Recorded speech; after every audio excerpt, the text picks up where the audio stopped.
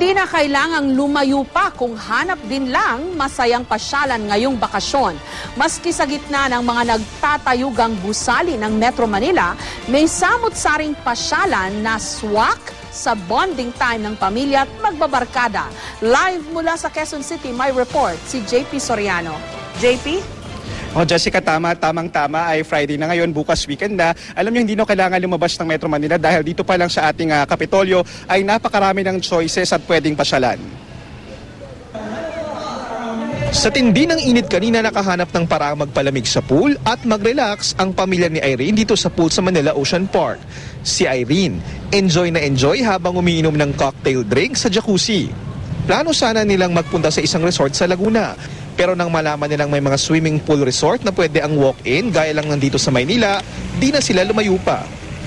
Konti lang talaga yung parang nakakaalam nito. Ayun, mas malapit at saka hindi ka na pupunta sa malayo, hindi ka na mahihirapan pag-uwi. Ba't masarap?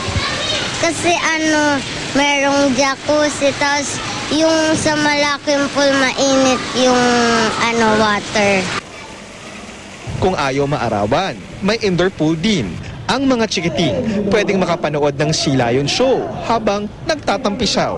Ang tubig sa pool nanggaling sa tanaw lang na Manila Bay, pero dumaan ito sa matinding proseso ng filtration para maging fresh water at malinis. The way we filter our water sa Oceanarium, ganun din po siya filtration. Kapag gutom na sa kakaswimming, busugin naman ang tiyan sa iba't ibang uri ng pagkain sa Banseto na bukas din tuwing weekend dito. Pagtapos ng magbabad, pwede namang namnamin ang world-class view ng sunset sa Manila Bay at pawiin ang pagod. Kung ibang family at barkada bonding naman ang gusto, dito naman sa SM by the Bay sa Pasay may mini amusement park na walang entrance fee. Pwedeng ikutin ang park sakay ng makulay na train na ito. Para sa mga chikiting, tiyak na mag-i-enjoy sa rides gaya ng Bumble Boat at maghabulan sa pool sa loob ng giant balloon sa Wow Balls. Pwede rin magpaikot-ikot sa park sakay ng motion-activated scooter. Kung adventure naman ang gusto, meron din ditong zipline at tumalon sa 40 talampakang drop zone. Kaya ang ilang nakausap ko mag-anak na taga Metro Manila lang, nagagalak at maraming pwedeng pasyalan nang di na kailangan lumayo pa. Ang pamahal pa po ng pamasahe, dito po malapit lang. Maganda pang pasyalan ng buong pamilya po.